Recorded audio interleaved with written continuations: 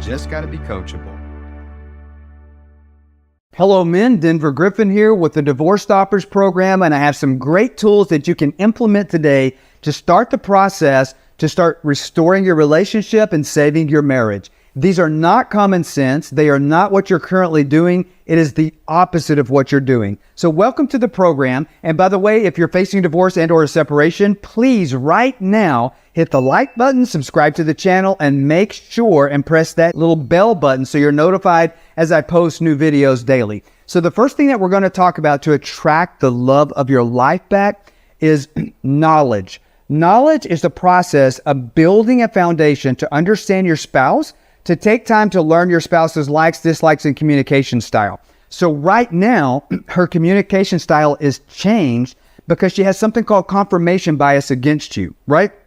She's telling you she's out. She doesn't want the relationship. I want a divorce. I want a separation. I'm in love with another man, which is not really love, it's limerence, but you can't count on that because it could turn to love. And she is telling you that she no longer wants anything to do with you.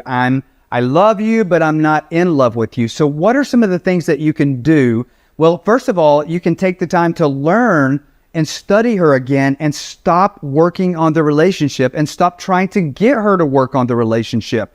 So what do I mean by that? Well, working on the relationship and trying to get her to work on the relationship is exactly what's not working. This is knowledge. And if you disagree with me on that, then why are you watching the video? And Denver, how dare you say working on the relationship is never going to work? Well, how do I know that? Well, I was in a marriage for 25 years and that spouse left me and I tried everything to work on that marriage. And guess what? I watched all these YouTube videos. I even went through some programs and I studied marriage and I studied divorce. And I just knew that I did not want a divorce. And I was willing to do anything to save that marriage. And guess what? I almost did. I did a lot of things and I actually ended up attracting that relationship back. She came back. But guess what? On that first day, she triggered something in me that hadn't been triggered in a year. And I blew up. And I hadn't blew up in literally over a year, over 12 months. I had not lost my cool one single time. But there was something that came up with her phone or something where I had believed that it was like the guy that she had been seeing or whatever while we were separated. It triggered something in me and it anger and I blew up, like I exploded. And guess what? The divorce happened. All of the things that I had literally done right, I literally had transformed my body. I think I had about a six-pack at that time. My biceps were quadrupled the size in a year. I had lost 40 pounds. I had literally read the Bible day and night for a year, like all of these different things. But the one thing that I didn't understand was I didn't know how to emotionally get on her level because my communication style, I had some strategies that I had memorized, but it wasn't necessarily a new way of being because when I was triggered, I blew up. So for a woman at this stage in the game, when she's telling you that she wants a divorce or she wants a separation, I got to get some water here, or that she wants out of it, it's not all about the things that you do right at this stage. It's about the one thing that you do wrong. You're going to end up in a relationship that will never be restored, and you might go into new relationships and everybody have regrets. Now, ultimately, fast forward. So I had a 25-year marriage with 3 children. That marriage ended in divorce. It went down in flames. And I was like, wow, this is crazy. So I personally took a year off and studied all of the things that I did wrong that ultimately did not save the relationship, getting remarried. And I didn't want to put my children through that pain again. I didn't want to go through the pain. It was the worst freaking thing I ever went through in my life. So I studied marriage and I actually got really good at marriage. Like I became literally a marriage expert. And I married my new wife and it was like, oh my gosh, mushy gushy. Like really, it was like the most disgusting thing ever. Our kids would like almost vomit around us because we were like 2 like 16-year-olds. Like we were just like infatuated, head over heels in love with each other. And that lasted for like years. And her heart burned for marriage. And she started studying marriage with me. And we actually started offering free marriage coaching as a couple and successfully coached couples in their marriages that were facing divorce and separation 100% of the couples that came to us for help that we were coaching for free as a nonprofit, we saved all of their marriages. But fast forward to stage 4 throat cancer, and I get diagnosed with that, and it stole every pillar of marriage that existed in marriage. It stole intimacy, sexual connection, emotional connection. I literally lost my voice. I couldn't speak anymore. No more date nights. Now you start taking medication for chemotherapy and radiation and fasting for 5 weeks and some other medication that made me loopy and crazy and angry. And I became a bitter cancer patient, and she became a bitter nurse because I was mean to her because of the side effects of the medication that I was taking.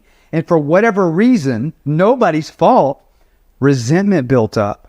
And so fast forward into cancer 2 years, the doctor says, we think we got all the cancer. You're no evidence of disease. And the fight to overcome that was over. But I was still healing, and I was still on that medication that made me angry. And that's really when the problem started. And so here we had been through 2 years of not having a marriage, and she became my nurse to a disgruntled patient. And now that that's over, I'm having issues, but there's resentment built up, and we don't know how to do it. And I basically said, hey, get out of my house. I don't want to be married to you anymore. And I really did want to be married, but I didn't know how to fix it. And I knew I didn't want a marriage like that because it was hell. And so neither one of us could figure out, like, what do we do to get through this? We hadn't encountered these problems with any clients. And she honored my request and left and went 2,000 miles away. And now I broke her heart. But my heart changes. I'm like, I want you back. I made a mistake. I'm sorry. I really didn't mean I wanted a divorce, but I thought magically if I say I want a divorce, then she'll change and come to me and say, I'm so sorry that I had a bad tone with you when you're asking me to bring you some more medication. I'm like, okay. So I remembered all of the things that did work in my first marriage, and they had continued to work in my second marriage. And I also remembered the things in the first marriage that ultimately didn't work. And I was re-implementing some of those same things, trying to attract this wife back, the love of my life, my soulmate. I longed for her to come back. But I thought to myself, I'm not going to make the same mistake twice. I will leave a legacy of a successful marriage to my children, to my stepchildren, to my grandchildren, and to my wife. If you love her, let her go. BS. If you divorce her or you allow her to divorce you without fighting for it, by the way, when I mean fighting for it, the way that you fight, you stop fighting for it. You stop trying to work on it. If you really love her, you won't leave a legacy of divorce to her or a relationship that's going to end. Because if this marriage ends, the suicide rates, the failure rates for the next relationship, and the suicide rates, all of that goes up for you, it goes up for her, it goes up for the grandchildren involved. Would you want to leave a legacy of increased suicide rates and increased relationship failure rates, increased divorce rates to somebody you love? No, that's stupid. But how do you change it? You stop working on the relationship. This is knowledge. Working on the relationship is what's not working. This is the opposite of what you feel like you should do because you're a man, and when something's broke, we are designed to fix it, right? Listen, I call it the Jericho factor in my program, and time is not on your side. If you don't take action fast, the longer that you delay getting it fixed quickly, the more people she's going to recruit. She might be a great person, but if she's pissed off and hurt, she's doing some bad things. And one of those bad things is she's telling people, gosh, let me tell you what I've been hiding that I didn't tell anybody for, 2, 10, 20, 30 years that he's been doing. You may not even know what those things are. But guess what? Your in-laws are finding out. Your children and your stepchildren are finding out. All of her friends are finding out. Her lawyer is finding out. Guess what? Fast forward 90 days from now. You've done so much stuff good that she wants to come back. But the longer you delay getting her back, the more people she's told. And even though she wants to come back, she's told a lot of bad stuff about you, and I love it. And do you think she shared any of the bad stuff that she did with those people? No, she didn't. Nobody does. So what she's done is she's created an environment now of people that will sympathize and not think bad of her for leaving you by biasing those people against you. And now she may want to come back, but she's too embarrassed because she's told everybody what a horrible a-hole you are. And to the point that she's like, well, if I went back to him now, people would think I'm crazy, so I'm embarrassed. That is one of the reasons why time is not on your side. Not only that, her girlfriends are saying, girl, once he's a cheater, always a cheater. Let me introduce you to my friend Boo down at the gym. Guess what? Every day that goes by in the separation or the divorce moving forward, there becomes more enemies and obstacles to overcome. The clock is ticking and time, you need to do something quick. So the next thing is figure out what caused your marriage to fall apart and what you can do about it. Okay. So I want you to step and figure out, why is she still not wanting to come back? Okay. So I'm going to get to that in a second when I talk about how to be more attractive in different areas. So let's go over to communication. You need to master the art of active listening to your spouse without interrupting, asking questions, or jumping to conclusions. Friend, right now, there's one word I want you to write down. It's assumptions. If you're assuming anything, by the way, if you're still watching this video and you're getting anything out of this, please right now hit that subscribe button, hit the like button so the algorithm serves this up to other men that's in the same shoes you are so I can help them, and hit that notification bell so when I post a new video, you're notified immediately. And if you're already in my Divorce Stoppers program as a client, still do this anyway, because this is additional resources in addition to the modules and the one-on-one coaching calls that you schedule with me that you have available unlimited as my client. So please do that right now. So what does it mean to master the art of communication, listen without interrupting or jumping to conclusions? If you ever assume anything that's going on about your relationship, about your wife, or that you think that you know something right now, it is always going to have an adverse reaction and action on your relationship. Do not assume anything. Listen to your spouse without interrupting. Anytime you have an opportunity to speak to her, you probably, if you have a tendency to say anything that's serious, critical, or complaining, or saying, I love you, if you feel any of that, I want you to tell yourself what I call the shut up process. Tell yourself 3 times, shut up, shut up. Your goal for communication right now needs to be to keep it light, short, and airy. You always want to leave the conversations on a high note, and the conversations need to be limited right now to 2 minutes. So what do I mean by that? You're talking to her on the phone, and even if it's about business, by the way, don't even try to talk about the relationship right now, because you fell in love with her. Were you guys working on the relationship? No, you were hanging out, you were having fun, and you were hooking up, and you fell in love. Right now, you need to get her to fall in love with you again. And the way that you do that is be the nice guy, the fun guy, and the guy that 100% of the time does not put pressure on her. Don't pressure her. And if you're thinking, well, Denver, you don't know, like our divorce hearing is in 6 weeks. I got to da-da-da-da. Listen, you can save the relationship and cancel the divorce hearing in 6 weeks, but not by trying to get her to work on the relationship. You've got to back off of that crap.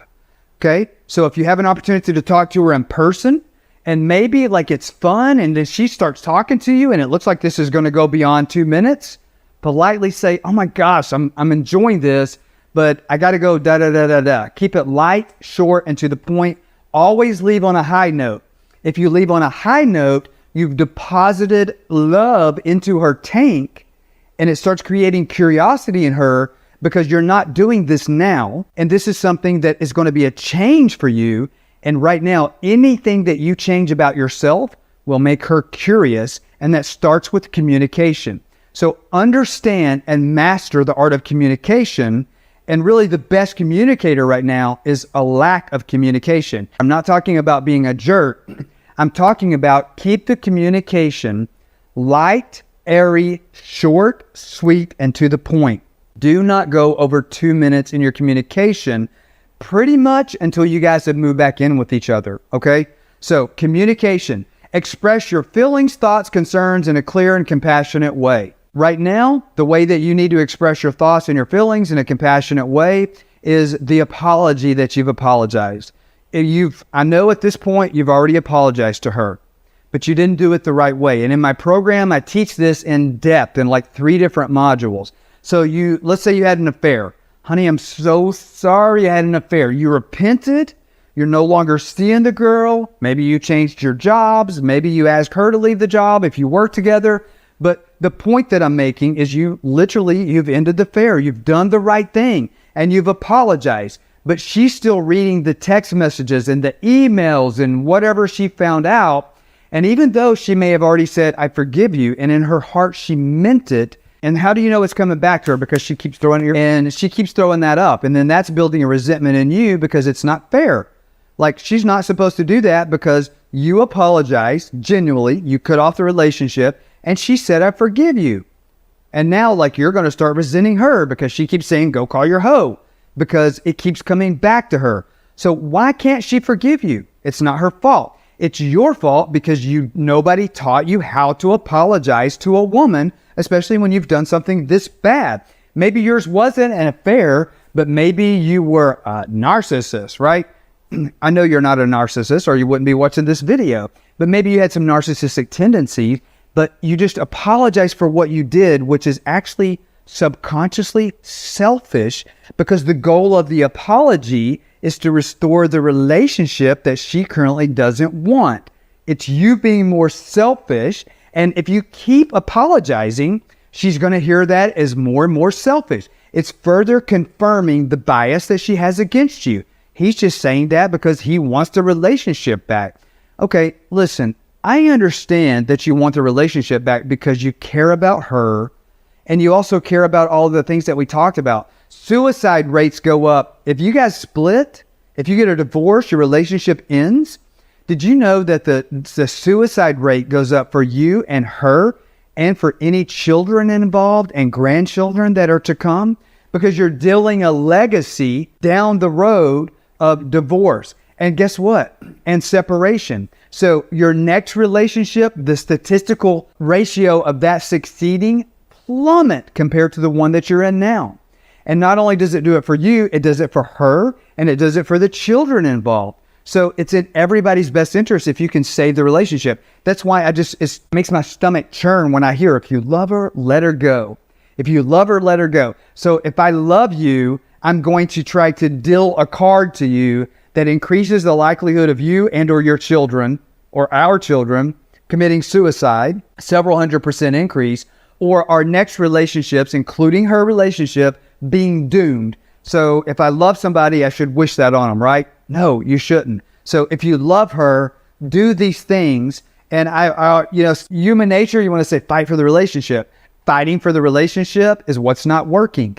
You can't tear a wall down by actively tearing it down. The way that you tear the wall down is by changing to make her curious, and you shut the hell up. It's the Jericho factor. I got that from scriptures, where whenever they were marching around the walls of Jericho, the one thing that the Creator told them to do when they were marching around was to shut up. And guess what? They marched around the walls, they didn't say a word, and the walls just came down. And if you're watching this video, I'm assuming she's put a wall up, right? You don't bring the wall down by tearing it down. You back off, you have fun, you lighten up, you be the nice guy that's just cool about everything, which increases in your masculinity. A man that's just cool with everything is a masculine man, the right kind of masculine, and it's the masculine that will always attract her back because it makes her curious, because it's not how you're acting or being right now. Those walls, those bricks will come crumbling if you implement the framework that I teach in my program. And listen, this framework teaches you to act differently 100% of the time than what you're feeling. It's going to teach you to do the exact opposite of what you're currently doing. It's going to teach you to say the exact opposite of what you're currently saying. And for the most part, it's going to teach you how to stop saying what you're saying that is pushing her further away. So what are some things that you can do in a way of what you can actually do? Because I've told you the things that you shouldn't do. Well, there are ways that you can communicate. There's things called a touch charge. There's two different charges that I teach in my program. One is a touch charge. Another one is a talk charge. And so we're talking about communication. Let me explain to you what a talk charge is. If you have an opportunity to talk to your lover about the children or the business, or even if just something casual like the weather, you always want to keep it light. You always want to end on a high note, like what I said earlier. But again, always end on a high note. This is the most important thing. While things are going good, always get out and only talk about stuff that's light, airy, and fun. If you have a businesses together and you have to talk about business, then keep the business conversation at a minimal and be an agreeable, cool, calm, collected man. Be agreeable, always end on the high note. This is called taking the high road, and this is what makes you a 1% man. And it's also perceived by the female as a very masculine trait, and it's also going to be something that's different than what you're doing now, I know for a fact. And once you start implementing these changes, remember changes, even in communication, always create curiosity. And right now, you're wanting to kill that cat with curiosity, because as she thinks about you, as she's curious about you, she will start asking you questions. And it's okay to answer her questions, right? But always end the conversations on a high note. And for some of you that have, maybe you've been out there, done that, you probably have already experienced this. You're like, oh, the conversation is going really good. And she decides to take it to the next level because she's thinking this might be real. And what happens? 100% of the time, at this stage, you're going to blow it. Even if she pursues continued relationships past a couple of minutes, find a polite way, a friendly way to get out of the relationship. Can you say, I love you right now? No. If she says, I love you, then that's when you respond, I love you. But don't say, I love you too. But until she says it, do not say it right now. Okay, so the next thing is that we're going to talk about is wisdom. So knowledge, understanding, and wisdom can save every marriage on the face of the earth. So what is wisdom? Wisdom is the implementation of knowledge and understanding through action. So what are some action steps that you can do right now? Well, watching these YouTube videos, this is an action step. A good counselor, which are few and far between, and sometimes in many areas, literally impossible to find, because counselors aren't really allowed in a lot of areas to move forward and focus on solutions, because they're trained to focus on the problems and to cover the problems. There's another marriage coach that's actually on YouTube doing some stuff. And he used to be a counselor, and he's transitioned from a counselor to a coach. Because why did he do that? Because a lot of the BS that he was utilizing was, instead of helping save marriages, it was creating divorces. And he was wise enough to figure that out. And so he pivoted, and now he's a marriage coach, even though he's a licensed counselor. Okay. I've been a marriage coach for the last over a decade now, depending on when you're watching this video. So what is take action? Well, I want to tell you something. When it comes to a relationship, I already addressed that time is not on your side, especially in a long-term relationship that's in separation, or she's saying that she wants it to end permanently. Because of what I said, the enemies, the longer you're separated, the more the enemies grow. The more volume, the more number, the bigger the problems become, the embarrassment becomes greater, and the less likely the relationship is to be restored. So if that tells you something, when we're talking about wisdom and I'm telling you to take action, if you really, really want the relationship restored, the odds are in your favor if you get back together faster. So you tell me, if you spend countless hours and hours and hours and hours trying to piece all these different YouTube videos together from all these different authors that are putting this content, including myself, out there, is this the fastest way? Or do you need to actually join a program? Like in the Divorce Stoppers program, I immerse the men through daily modules and unlimited scheduled telephone calls with me. So as I'm going through these modules over the course of 7 weeks, 35 modules, as I'm constantly in the Facebook group answering the questions that all of the men have in the Facebook groups, and I'm constantly in there monitoring that, and the other men that are in there supporting you in those groups, In addition to the modules that I'm teaching, I'm also allowing all of my clients to schedule unlimited phone calls with me. And in addition to scheduling calls with me, because maybe you have an important question that needs to be answered, but you can't wait for the module when we're going to cover that, you have the ability to schedule an unlimited call with me to ask that. In addition to you having the ability to schedule the call, we allow all of the other men in the community to listen in on the other calls. Because what happens almost every single time, the men will go on the Facebook and Griffin say, oh my gosh, Frank, I'm so glad you asked that question, because when it was my turn and I had a question to answer on my one-on-one phone call, I wanted to ask that, but I forgot to ask that question also. And so this is just like the most powerful support group of men that are going through the same thing that you're going through, led by a man that has actually been what you're going through. And I've been through it twice. The first time I wasn't able to figure it out and that marriage failed. That's in your favor because I know exactly what did work in that relationship of 25 years and what didn't, and what ultimately led it to failure. Why did that relationship fail in my first marriage? Because I didn't act fast enough. So fast forward into my second marriage, I started having some similar issues where now I'm facing a divorce and we're currently separated and she's 2,000 miles away. And I figured out, what are all the things that I did right the first time? Okay, so I'll keep doing those. What are the things that I did wrong that led to divorce? And what are the things that I'm doing right now in my current separation that's about to lead to a divorce if I don't fix it, so I can pivot and change? And I made notes because I knew I was going to stay in the marriage industry because I had a heart to help men save their marriages. After all, I was married to my soulmate, but we were having problems. There was problems in paradise. So I documented and recorded what are the things that were the opposite of what I felt like I should be doing? What are the things that I wanted to say that were actually pushing my spouse away and putting me closer to divorce? And so I stopped doing all of that and I started documenting new things I was trying that worked. They worked. And I had successfully attracted my wife of 10 years. I successfully attracted her back. Even though she was 2,000 miles away, I attracted her back. And our marriage not only got restored, we're back in the marriage coaching business. And she's supporting what I'm doing because it absolutely did not make common sense what I did to attract her back.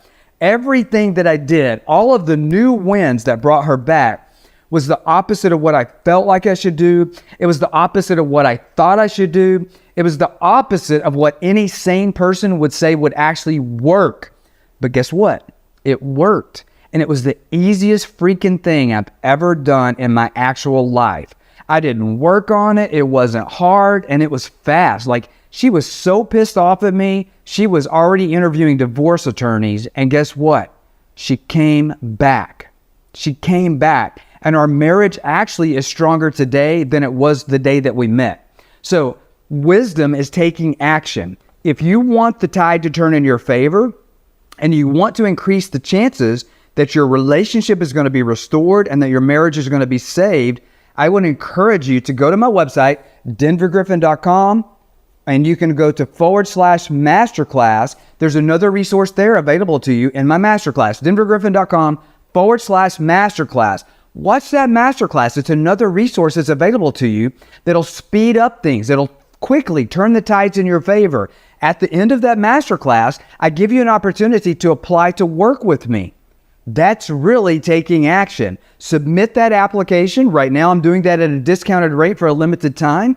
Submit an application to work with us in the program. Join the community where we are constantly, every single day of the week, immersing you in a framework that's been proven to work. And by the way, go to Denver Griffin or Google Denver Griffin reviews and look at the testimonials, how it's worked for every single man in those reviews. So some other ways that you have wisdom: find common interests. If you don't know what to talk to her about, find something that you have in common to talk to her about, but keep it light. Do you have children? Talk about that. She doesn't want to talk about the relationship? Do not push it. That's always going to backfire. If she's not saying I love you, don't say that you love you. That's taking action as well.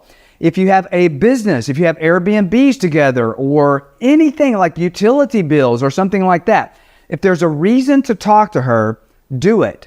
But she's going to sense that you're coming up with reasons to be manipulative. And the way that you get around that is you keep the conversation ended on a high note. You're always calm, cool, and collected. You're never offended by anything that she says. You are never argumentative. And you always end on a high note. Keep the conversation under 2 minutes. This is taking action. If you have an opportunity to be in her presence, do a touch charge. A touch charge is an action. So I'm not saying go grab her rear end, okay? But I can tell you this. Once I actually flew in to see my kids, right? Whenever my wife was 2,000 miles away and I was trying to attract her back. I started off like she would see me for business or whatever. I would just touch the small of her back, just briefly, and then let it go. And eventually, like over the course of a week or so, I got to the point where we were having fun again. And I wasn't talking about the relationship, but I remember one time in the parking lot at Walgreens, I don't even remember why we were there, but it was the first time I took the touch charge to the next level. And I slapped her on the booty a little bit, like a little love pat right there on that rear end, like, And I think I even said, You know, that just relayed to her the action that, I still find you. Hey guys, I want to share something with you. If you're still watching the video at this stage, I'm assuming that you're getting at least some benefit from the content. I want to give you something else. I'm offering right now a free masterclass, and at the end of that masterclass, I'm giving you an opportunity to apply to work with me. The website to do that is denvergriffin.com/masterclass. And if you're enjoying some of this content, please hit that like button and subscribe. I'm posting YouTube videos daily right now to give you free content in order to help you save your marriage. And I want you to be notified as those videos become available in real time. Attractive, but I kept it fun. She liked it. She let me do it. But guess what? I kept that under 2 minutes. I didn't push it. You don't push it to go to the bedroom or to move back in with you until you see her basically falling in your arms. And you'll know when that time is. And for some of you that, maybe if you were like me back in the day, I was a little bit too stupid to understand the timing of that. In my program, the frameworks that I teach immerse you in how to actually understand that. Make positive change is definitely an action. And in the Divorce Stoppers program, I teach a way to make positive changes to naturally attract the love of your life back. And I call it SPICE. That's an acronym that stands for spiritual attractiveness, physical attractiveness, intellectual, your characteristic attractiveness, and most importantly, your emotional attractiveness. If you're emotionally safe, you will attract her back. This is not hard. Right now, you're on top of the relationship mountain. She's down at the bottom drinking from the cool waters. You need to begin the process of being emotionally safe. So as she's looking up at you on the relationship mountain and you're looking down at her and you really want to be down there, but you're so resistant. Every man that comes through the program, they're resistant. Can it be so easy as walking down a hill? That requires no effort. That's just kind of like fun. I'm just going to walk down the hill and enjoy the roses on the way down and smelling the flowers and the honeydew melons and the butterflies. Zero work, so easy. But guess what? She's looking up and saying, wow, he's not trying to work on the relationship. He's not a bitch anymore. He's not telling me what I need to do differently. He's not trying to make me feel guilty. He's just walking toward me. He's emotionally safe. He's just this chill guy that's happy. That's taking action. Pursue your calling and an increase in attractiveness in as many areas as you can in the area of SPICE. Spiritual attractiveness. What can you do to increase your spiritual attractiveness? Google on YouTube Joyce Meyer. She's a preacher. I love her. You can pull up my channel, Denver Griffin Ministries. I have some stuff on there that talks about spirituality and scriptures and stuff like that. If that's just not your cup of tea, you could meditate. You know, it just depends on what your belief system is. But listen to this. Let's say you have no belief system about spiritual attractiveness, but she does. Well, if you really love her and you really want her back, maybe you should investigate that and explore that a little bit. Maybe those inner vows that you made your whole life about you're never going to go there, you'll never go to a church, you'll never go to a synagogue, whatever. Maybe you should change because it'll create curiosity. Maybe you're so full of bullshit and pride that all the stuff that you've told yourself about those people, maybe that's wrong too. Because we know you were wrong about your wife. We know you're wrong about your lover because she's out the door. Maybe you were wrong about spirituality. Maybe if you're really close and high connection to spirituality, even though you have a high amount of spirituality, maybe there's an evolution of your spirituality that's supposed to go a different direction because you misunderstood some things. Maybe you're like I was in that area, that I use that to actually lord over. I use that to judge. I use that to condemn because somebody taught me some things that I thought were true. And when I picked up the word and started reading it for myself, the things I was reading, the interpretation that my brain was getting when I was reading it myself, almost all of it, at least 90%, the actual truth was the opposite of the way some idiot taught it to me. So I changed and became more spiritually attractive. My spiritual attractiveness actually attracted my current wife back. And it was one of the things that bonded us immediately. Like I literally, in this marriage, in my marriage that I'm in right now, I'm married to my soulmate.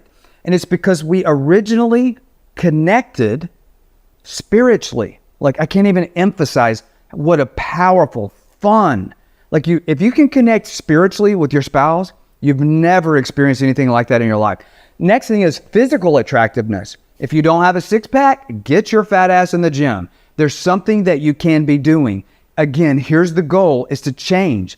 So maybe you're not physically able to get in the gym, which is probably a story that you're telling yourself, because there's always something that we can do. You're like, "Oh, Denver, I can't get on the treadmill. I don't have legs." Do you have arms? Push yourself up and down in your wheelchair. There are things that you can do. The things that you can't do, that's a story that you're telling yourself to prevent you from the things that you can do. There's always something in every area of spice that you can do to increase your attractiveness. Maybe you have a six-pack and you're in the gym 8 days a week, and I say that jokingly. Maybe you need to get out of the gym a little bit. Maybe you need to bulk up a little bit and cut your gym time down to 3 days. It'll change your appearance. It will create curiosity, because the you that she left is not the you that she wants. Why not put the odds in your favor and change all of these areas to become different? Okay? Maybe you have a head full of hair. If you have a pretty shaped head like I do, you could shave your head. Please, dear God, don't do this unless you have an attractive shape. But I'm just throwing it as an example. Maybe you have hair on your chest. Go to Walmart, get some Nair, and get that off of there. What we're trying to do is change, make her curious. So that's physical. Intellectual attractiveness. Read some books, watch the Discovery Channel.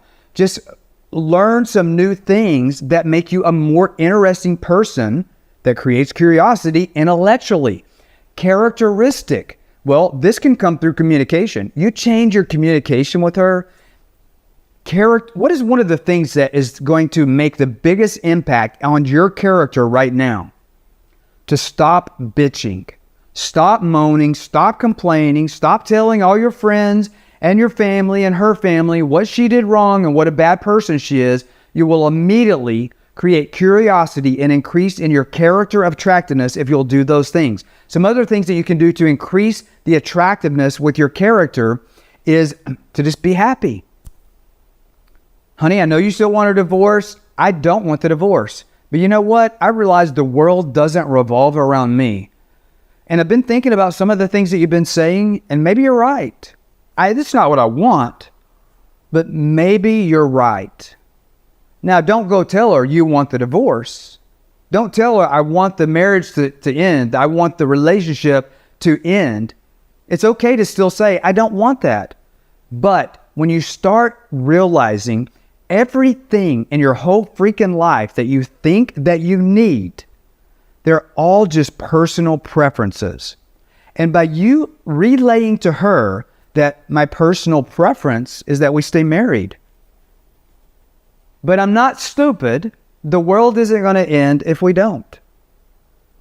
You don't want to convey to her that I put such a low value on myself that no other woman out there is going to want me. If you're constantly telling her you're the only woman for me, I could never be happy without you, it's putting too much unfair pressure on her. Because what's happening right now is she sees you're unhappy. And you're telling her You're responsible for my unhappiness. Please come back so I can hold you responsible for more of my unhappiness. It's too much pressure. She can't take it. She's going down to the bar and finding a guy down there that don't want to talk about shit and just wants to have a good time. Why? Because he's fun. He's not putting any pressure on her. So what happens when she starts seeing you just cool with whatever? Now, it's okay to say, I still prefer this, I prefer this, I prefer this. But nothing in your life any longer is an absolute necessity and you're going to die if you don't have it. You're being too emotional. And she's probably telling her friends that you're a bitch because you're acting like a pussy. Stop being emotional and thinking that everything that you prefer is a need, because it's not. And when you realize that, when you get it through your skull with the framework that I implement in my program, and hopefully this video is going to help you start the process of that you don't need anything that you think that you need. It's all personal preferences. Then and only then can you stop taking Xanax for anxiety, because now you can breathe. Because now you have the ability to just be happy. And you're no longer putting the responsibility to be happy on your lover. When you take that responsibility off of her and she sees, have you ever in your whole life seen a woman that divorced a happy man? It's never happened thousands of years back, and it will not happen thousands of years forward. Women do not leave and they do not divorce a happy man. By you thinking that you need the marriage, that you need the kids full time, that you need all of this stuff that you're asking her to do, you can't be happy if your needs are unmet. When you let go of your personal preferences, when you let go of those in the way that right now those things are needs, when you have the framework of transitioning, all of the stuff that I think I need, I'm not going to die if I don't have it. They're not needs.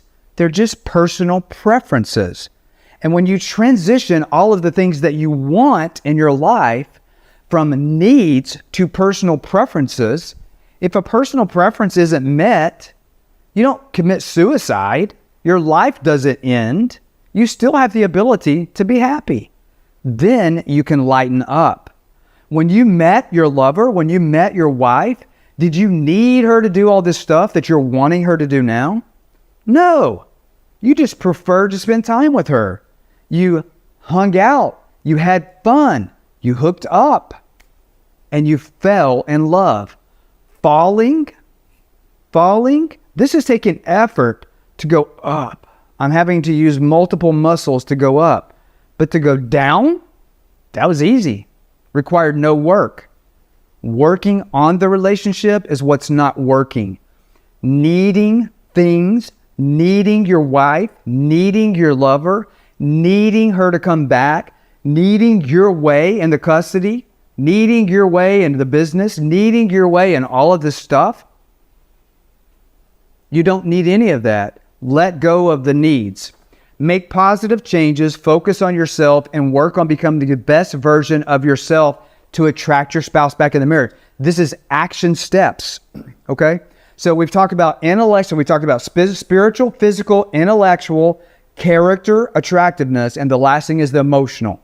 As you stop needing and you start taking steps down the mountain, which require no work, you're literally just walking down. It's easy, no work. You're not even burning any calories. The wall she's put up will literally start crumbling. Get out of the way, because the bricks are going to start falling so fast, they're going to hit you. You working on tearing that wall down is making it taller and it's making it thicker. She's putting it up, putting it up, putting it up. And the longer that you delay the wall coming down, she's recruiting other people to build the walls also. And if your in-laws start building the wall to your relationship, that's another obstacle you have to overcome to restore it. Or if you do restore it, that's an obstacle that's going to make the relationship not as good, which could ultimately lead to failure again. Time is not on your side. The universe responds to time, and time is an active ingredient used to heal things, restore, and fix things. But the enemy also uses time as an obstacle, and the more time lapses, the more likely the relationship is to doom and not be able to successfully be restored. You need to act now. denvergriffin.com/masterclass. Talk to you soon.